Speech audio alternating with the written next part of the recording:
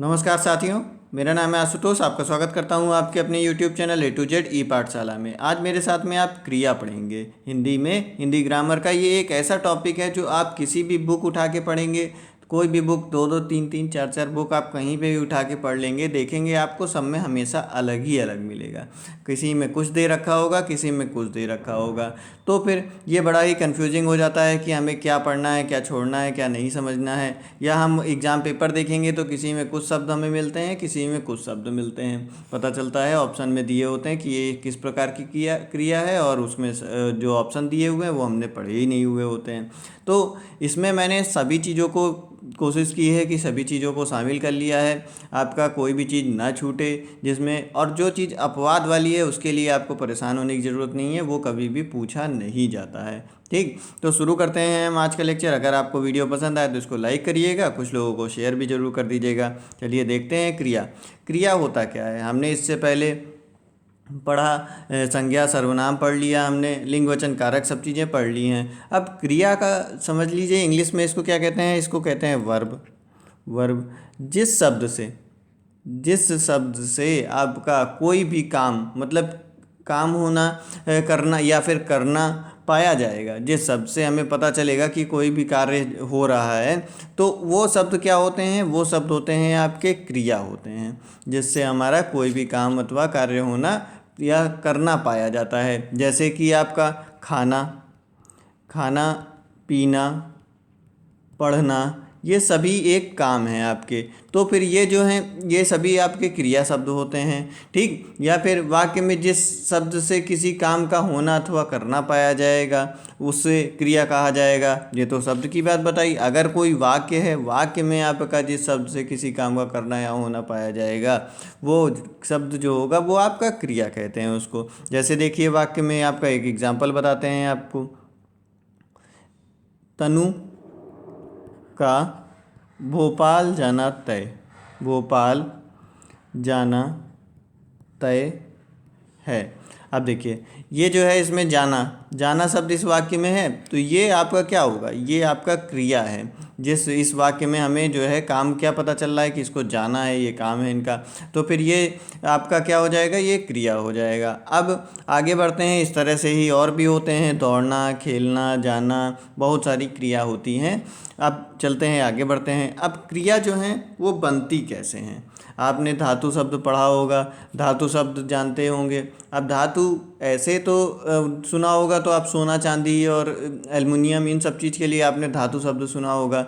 लेकिन हिंदी में ये आपका धातु शब्द ये होता है मूल। मतलब कि धातु का मतलब होता है जिस से कोई भी चीज़ बन रही है, उसे हम कहते हैं मूल अवस्था को, उसको धातु कहा जाता है। तो इसी प्रकार से क्रिया जो होती है वो उसके लिए एक मूल शब्द होते हैं जिनसे वह क्रिया बनती है। तो मूल शब्द में धातु के अंत में, धातु के अंत में ना जोड़ने से आपकी जो बनती हैं वो क्रिया बन जाती है। जब उसमें जोड़ दिया जाता है, धातु शब्दों में ना जोड़ दिया जाएगा। जैसे कि देखिए, आपके इसमें धातु शब्द आपको बताते हैं, जैसे कि पढ़,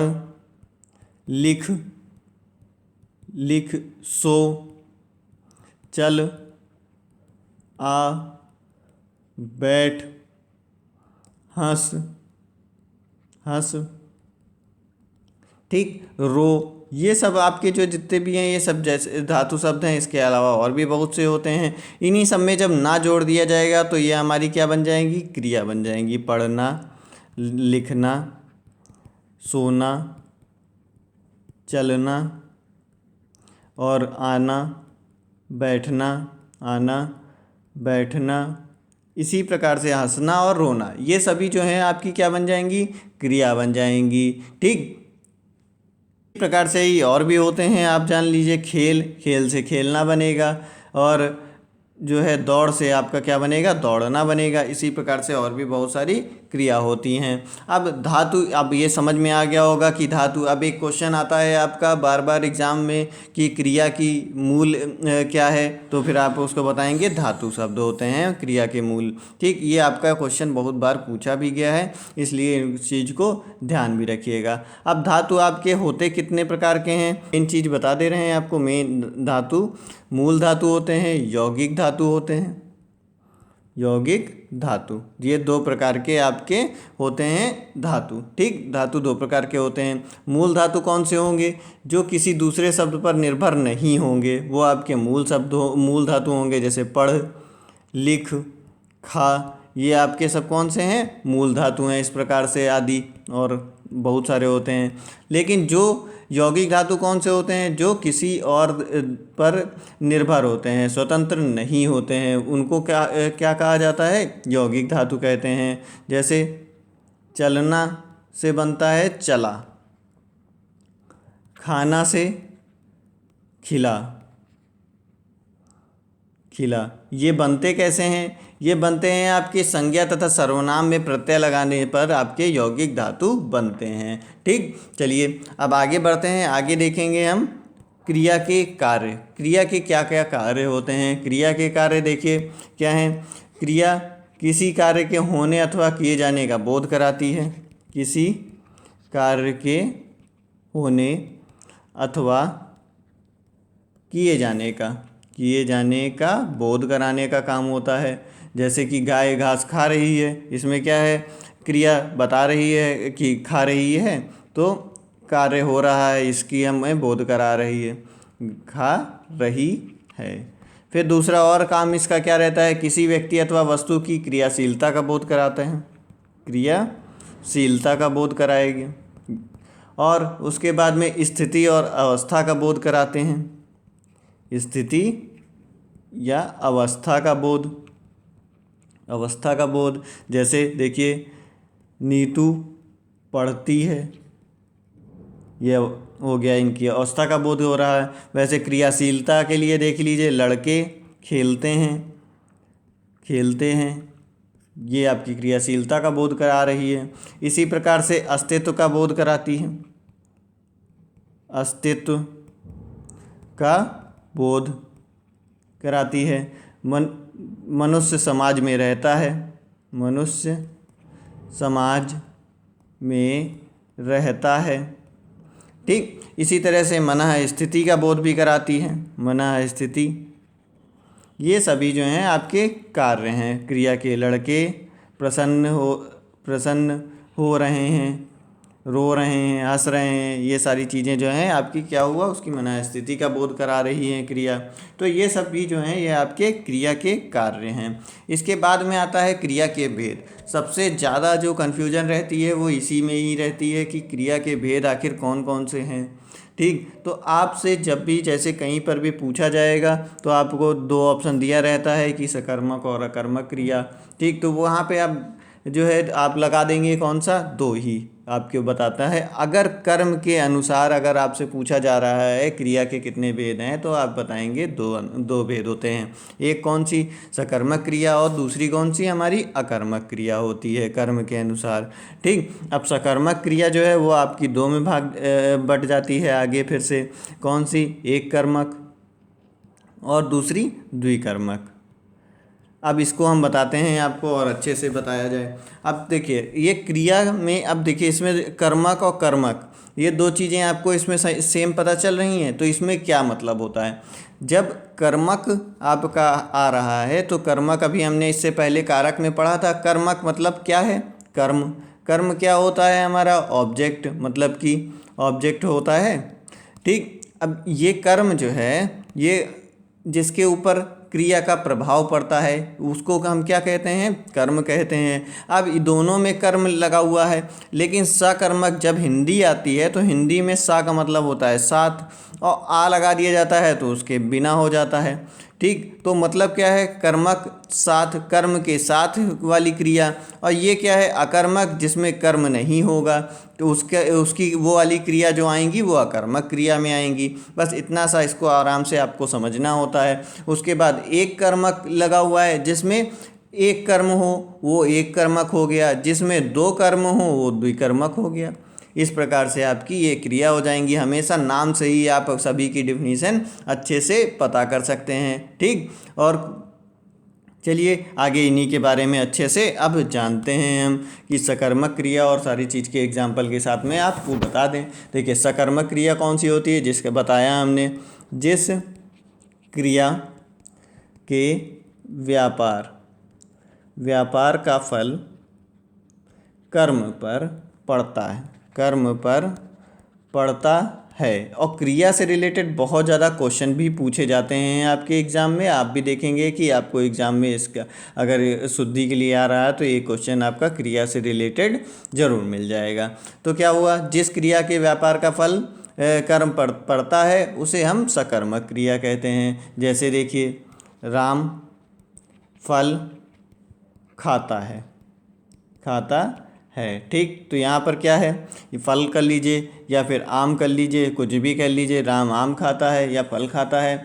ठीक, तो यहाँ पर खाता है का फल जो है उसका परिणाम जो है वो किस पर पड़ रहा है, वो फल पर पड़ रहा है। फल मत के ऊपर उसका परिणाम उस पर पड़ रहा है। तो फिर यहाँ पर क्या हो जाएगा, आपका सकर्मक क्रिया हो जाएगी। अब सकर्मक क्रिया की पहचानने के लिए देखिए क्या होता है, अगर कहाँ पर सकर्मक क्रिया है कहाँ पर नहीं है, वहाँ पर आपको करना क्या होता है, क्रिया से क्या अथवा इससे होगा। ठीक, किससे के प्रश्न करा जाएगा अगर, तो जो उत्तर मिल जाएगा अगर, तो उस जगह पर कौन सी क्रिया हो जाएगी, सकर्मक क्रिया हो जाएगी। जैसे देखिए एग्जाम्पल पढ़िए, इसमें क्या है, यहाँ पर आपको क्या क्रिया से करना है, खाता है। अब यहाँ पर हम पूछेंगे कि क्या खाता है, जब यहाँ पर क्या प्रश्न किया जाएगा तो यहाँ पर क्या खाता है, तो हमें उत्तर मिला फल खाता है या फिर आम खाता है, जो भी सेंटेंस में लिखा होगा तो आम खाता है। तो ये हमें जब जवाब मिल जा रहा है जिस जगह पर, उस जगह पर कौन सी क्रिया होगी, हमारी सकर्मक क्रिया होगी। इस चीज़ को ध्यान रखेंगे तो आपको बहुत ही आसानी से ये पता चल जाएगा। इस चीज़ को आपको ध्यान रखना है। ठीक, फिर उसके बाद में सकर्मक क्रिया जो होती है आपकी कितने प्रकार की होती है, दो प्रकार की होती है। एक हो गई कौन सी आपकी सकर्मक क्रिया, एक हुई एक कर्मक, जिसमें हमारा एक कर्म होता है, सिर्फ एक ही ऑब्जेक्ट दिया होगा तो वो हमारी क्या होगी, एक कर्मक होगी। जिसमें हमारा दो दे रहे होंगे वो हमारे क्या हो जाएंगे, द्विकर्मक होगी। जैसे देखिए इसमें क्या है, एक हम एग्जांपल लेते हैं, मंजुल आम खा रहा है। ठीक, तो इस जगह पर क्या होगा, देखिए यहाँ पर एक ही ऑब्जेक्ट है, कौन खा रहा है, आम खा रहा है। ठीक, तो ये हमारा क्या होगा, एक ही ऑब्जेक्ट है, इसमें दे रखा है, एक ही कर्म दे रखा है, तो इस जगह पर हमारा क्या हो जाएगा, एक कर्मक क्रिया हो जाएगी। द्विकर्मक क्रिया में देखेंगे क्या होता है, दूसरा नंबर डालते हैं द्विकर्मक क्रिया में कुछ सकर्मक क्रियाएं एक कर्म वाली और कुछ दो कर्म वाली होती हैं।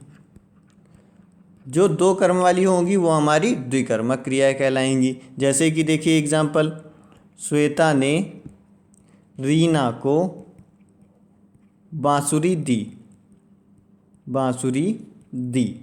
तो इसमें क्या है, इसमें देखिए दो कर्म हैं, कौन कौन से हैं आपके दो कर्म, इसमें आपकी एक तो रीना और दूसरा कौन सा हुआ, बांसुरी। दो कर्म दे रखे हैं। ठीक, तो ये आपके दो कर्म दिए हुए हैं, तो इस तरह के जो होंगे वो आपके क्या कहलाएंगे, द्विकर्मक क्रिया कहलाएंगे। इसमें आपको एक बात और बता दें, ये हमेशा देखेंगे जब भी आप, तो इसमें आपको ये दो क्रियाएं मिलेंगी, तो दो क्रिया में आपको एक क्रिया जो होगी उस सजीव होगी, मतलब कि जान वाली होगी, ठीक, सजीव क्रिया होगी। और दूसरी जो होगी वो निर्जीव क्रिया होगी। हमेशा देखेंगे आप जो भी सेंटेंस आएगा निर्जीव क्रिया होगी, ठीक। और ये जो सजीव क्रिया होती है इसको हम क्या कहेंगे, गौण कर्म कहते हैं, गौण कर्म बोला जाता है इसको। और जो ये बाद वाली होती है इसको हम क्या कहेंगे, प्रधान कर्म कहेंगे, प्रधान कर्म कहा जाएगा, ठीक। तो इस तरह से आपके जो द्विकर्मक वाले रहेंगे वो इस प्रकार से रहते हैं। अब ये चीज़ आपको अच्छे से समझ में आ गई होगी। अगर नहीं समझ में आ रहा है कुछ भी तो आप इसमें ज़रूर कमेंट करिएगा, मैं इसको आपको आगे और अच्छे से बता दूंगा, समझा भी दूंगा एक बार और फिर से। फिर देखते हैं अकर्मक क्रिया क्या कहते हैं। अकर्मक क्रिया क्या होती है, जिस क्रिया का फल कर्ता पर पड़ता है उसे कर्ता पर पड़ता है उसे क्या कहेंगे, अकर्मक क्रिया कहेंगे, अकर्मक क्रिया कहेंगे, क्रिया कहते हैं। अब देखिए इसमें क्या हो रहा था, इसमें ये चीज़ ध्यान रखिएगा, क्रिया के व्यापार का फल कर्म पर पड़ता है, यहाँ कर्म लिखा हुआ है। ये ना ध्यान करिएगा कि यहाँ पर हमने नहीं क्यों नहीं लिखा, बहुत जगह आपको ये डेफिनेशन मिलेगी। तो इसमें क्या होगा, आपको क्रिया का फल जो होगा वो कर्ता पर पड़ेगा, मतलब सब्जेक्ट पे पड़ेगा। उसमें हमने यहाँ पर कर्म लिख रखा है, ठीक, कर्म पर पड़ता है। इसमें क्या किसके ऊपर पड़ता है, कर्ता के ऊपर पड़ता है, ठीक। तो इसको ये डिफिनीशन कह सकते हैं, या कर्म पर नहीं पड़ेगा तो ये चीज़ भी कह सकते हैं। लेकिन आपकी जो ये एकदम रियल डिफिनीशन है वो यही होगी कि जिसमें क्रिया पर कर्ता पर पड़ेगा आपके क्रिया का फल, उसको हम क्या कहेंगे, अकर्मक क्रिया कहेंगे। जैसे कि एग्जाम्पल देखिए, एग्जाम्पल है रति गई, इसमें कोई भी ऑब्जेक्ट है नहीं है। यहाँ गई क्रिया जो है हमारी, इसका फल किसके ऊपर पड़ रहा है, रति के ऊपर पड़ रहा है। मतलब कि ये क्या है, हमारा कर्ता है, जो ये काम कर रहा है वही तो ही है कर्ता, तो वो करता है। तो यहाँ पर क्या हो जाएगी, हमारी अकर्मक क्रिया हो जाएगी, ठीक। अब आपकी अकर्मक क्रिया भी दो प्रकार की होती हैं, दो भेद होते हैं इसके, ये भी आपको कहीं लिखा हुआ नहीं मिलेगा। देखिए इसकी दो भेद कौन से हैं, लेकिन कुछ क्वेश्चन में जब पूछ लिया जाता है तो एक एक चीज़ को हम आपको बताए दे रहे हैं, जिसमें आपको कुछ भी चीज़ छूटे ना। तो इस वीडियो को जो है आप अगर एक बार में नहीं समझ में आता तो दोबारा में आराम से ज़रूर दोबारा देख लीजिएगा, जिसमें आपको एक एक चीज़ बहुत अच्छे से समझ में भी आ जाएगी और पता भी चल जाएगा। देखिए ये दो अकर्मक क्रिया दो प्रकार की होती है, कौन कौन सी, एक होती है अवस्था बोधक और दूसरी होती है हमारी गत्यर्थ बोधक, अकर्मक क्रिया, अकर्मक क्रिया, ठीक। अब इसमें देखिए कौन कौन सी होती हैं, जो कर्ता की अवस्था का बोध कराए, जो कर्ता की अवस्था का बोध कराए, जो अवस्था का बोध कराती है वो हमारे क्या होते हैं, अवस्था बोधक। जैसे कि आपका हो गया सोना, हंसना,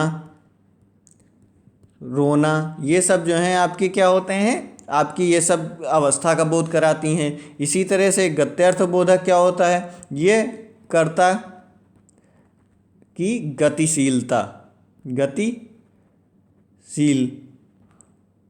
का बोध कराती है, का बोध कराएगी। जैसे कि उड़, तैर, दौड़, ये सब आपके क्या हो जाएंगे, ये सब आपके गत्यर्थ बोधक कर्मक क्रिया में आते हैं, ठीक। ये चीज़ें हो गई। अब इसके बाद में आप इसमें ये ध्यान रखिएगा एक चीज़ और, जो हमारी नेचुरल क्रियाएं होती हैं जैसे कि रोना, हंसना, सोना, ये सभी आपकी क्या आएंगी, किस में आएंगी, ये अकर्मक क्रिया में आएंगी हमेशा। इस चीज़ को आप हमेशा ध्यान रखिएगा कि जितनी भी इस तरह की क्रियाएं हैं वो सभी हमारी जो आएंगी किस में, अकर्मक क्रिया में आती हैं, ठीक।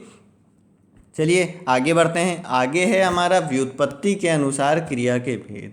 व्युत्पत्ति के अनुसार भी क्रिया के भेद होते हैं, तीन प्रकार के होते हैं। कौन कौन सी, एक मूल क्रिया, दूसरी यौगिक क्रिया और तीसरी पूर्वकालिक क्रिया, ठीक। अब एक चीज़ जान लीजिए इसमें ये तीनों क्रियाओं में मूल क्रिया कौन सी होगी। जो क्रिया दूसरे शब्द से ना बनी हो उनको क्या कहा जाएगा, हमें मूल क्रिया कहा जाएगा। अच्छे से इनको अभी आगे और एक एक करके सबका बता देंगे पूरा आपको।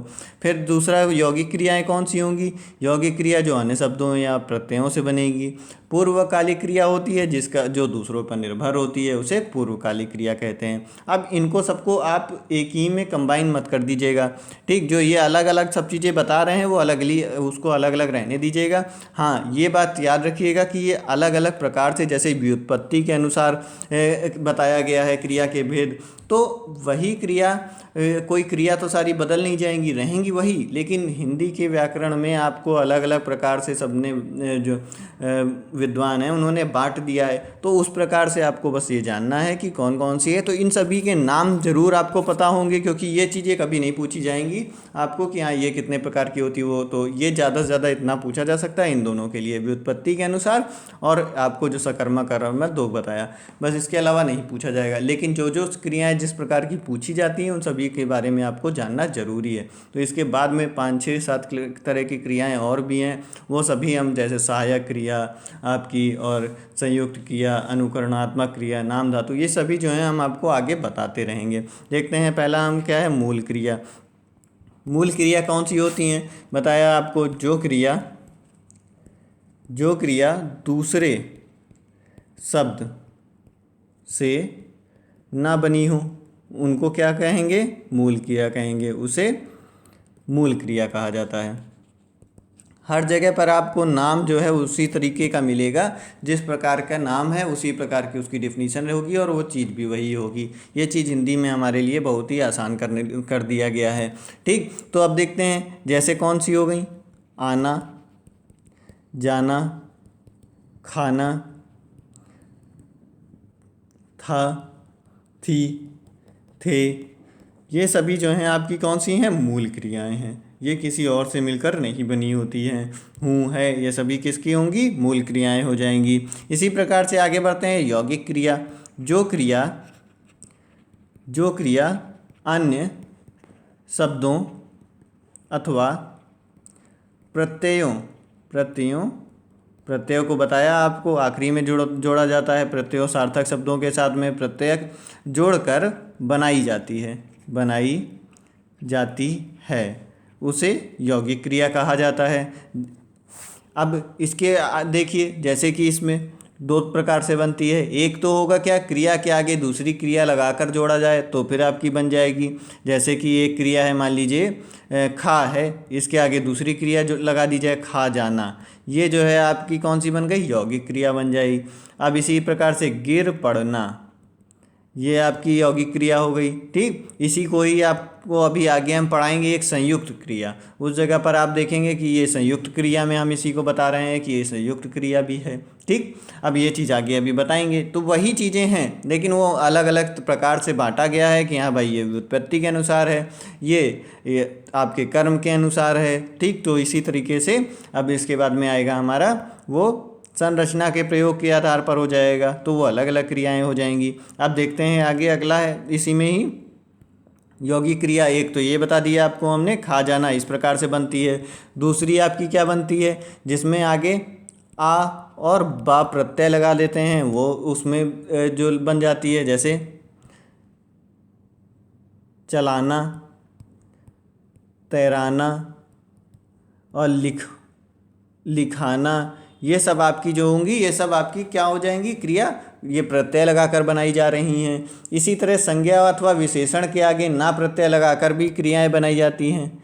संज्ञा और अथवा विशेषण के आगे भी ना प्रत्यय जोड़ करके भी आपकी क्रियाएं बनाई जाती हैं। जैसे देखिए, धिक्कार, सबसे ज़्यादा टफ टॉपिक जो है आपका, ये सबसे ज़्यादा आपका यही क्रिया ही है। इसमें सबसे ज़्यादा ही आपको देखना पड़ेगा और समझना पड़ेगा, बाकी चीज़ें तो आसान है, वो आसानी से हो जाएंगी। धिक्कार से बनता है धिक्कारना, और खरीद से खरीदना, ये आपकी क्रिया बन रही हैं, ठीक। ये इस तरह से बन गए। इसको भी आगे अभी हम पढ़ाएंगे आपको, नाम धातु क्रिया, नाम धातु क्रिया। उसमें आप ये फिर से पढ़ेंगे, उसमें भी आपको पता चलेगा कि अच्छा ये नाम धातु भी होती है और ये यौगिक क्रिया भी है। इसी तरीके से इधर हमने आपको बताया था, ठीक। और कौन सी, ये वाली, ये जो है चलना तैरना, ये अभी आगे फिर से पढ़ाएंगे। प्रेरणार्थक क्रिया देखिए इसमें आ रही है, इसमें आ रही हैं, ये देखिए प्रेरणार्थक क्रिया हो गई, नाम धातु क्रिया हुई। जब इसमें बांटा जाएगा संरचना या प्रयोग के आधार पर, तो ये चीज़ें आप उधर भी फिर से पढ़ेंगे। तब देखते हैं, ये चीज़ हो गई, ये समझ में आ गया होगा। फिर आगे बढ़ेंगे हम, आगे आता है हमारा पूर्वकालिक क्रिया। पूर्वकालिक क्रिया कौन सी होती है? जिस क्रिया का सिद्ध होना, जिस क्रिया का सिद्ध होना, सिद्ध होना किसी दूसरी क्रिया के सिद्ध होने पर निर्भर होगा। दूसरी क्रिया के सिद्ध होने पर, सिद्ध होने पर, होने के पहले पाया जाए, पाया जाए, ठीक। तो उस जगह क्या होगा आपका? ये पूर्वकालिक क्रिया होगी, ठीक। देखते हैं, चलिए अब देखिए, एक है सुकन्या, एग्जाम्पल, सुकन्या पढ़कर, पढ़कर सोती है, ठीक। अब देखिए इसमें क्या है, एक क्रिया, सोने की जो क्रिया है वो किस पर डिपेंड हो रही है? पढ़ने पर डिपेंड हो रही है। तो इस जगह क्या होगा? पढ़ने का कार्य सोने से पहले पूर्व हो चुका है, पढ़ने का कार्य, ठीक। तो इस प्रकार से जब होगी तो पूर्वकालिक ये क्रिया हो जाएगी। अब इसमें एक चीज़ हमेशा ध्यान रखिएगा, जब भी पूर्वकालिक क्रिया होती है उनमें कर, कर शब्द ये आपका आता है, उसमें बार बार आपका कर शब्द उसमें मिलेगा आपको, इस चीज़ को ध्यान रखिएगा। इसी तरीके से आपकी पूर्वकालिक क्रिया ये है। और एक और एग्जांपल बता देते हैं आपको, इस प्रकार से आप देख लीजिए एक और, मोहन खाकर सो गया। तो ये भी देखिए, इसमें भी क्या हो रहा है, ये भी डिपेंड हो रही है सोना खाने के ऊपर, इसमें भी कर आपको मिलेगा। इस प्रकार से आपको ये पूर्वकालिक क्रिया हो जाती है। अब इसके बाद में आगे हमारा क्या बचता है? अब ये हमारा संरचना और प्रयोग के आधार पर क्रिया के भेद बचते हैं, जो होते हैं सामान्य, सहायक, सजातीय, संयुक्त, पूर्वकालिक, प्रेरणार्थक, नाम धातु, अनुकरणात्मक। ये सभी आपको पढ़ने हैं। देखिए ये सब जब आप पढ़ेंगे तो आपको एकदम अच्छे से सारे जितने भी टर्म्स आपके एग्ज़ाम में पूछे जाते हैं वो आपको सभी पता चल जाएंगे, ठीक। तो अगर कोई भी प्रकार का पूछा जाता है, क्रिया दे दी जाती है और पूछा जाता है कि ये किस प्रकार की क्रिया है, तो आप आसानी से बता ले जाएंगे और आपको समझ में भी आ जाएगा, ठीक। तो फिर मिलेंगे अगले लेक्चर में। अगर वीडियो पसंद आई हो या कोई कन्फ्यूज़न हो तो कमेंट ज़रूर करिएगा और लाइक कर दीजिए वीडियो को, कुछ लोगों को शेयर कर दीजिए, ठीक। चलिए मिलते हैं अगले लेक्चर में। नमस्कार, धन्यवाद।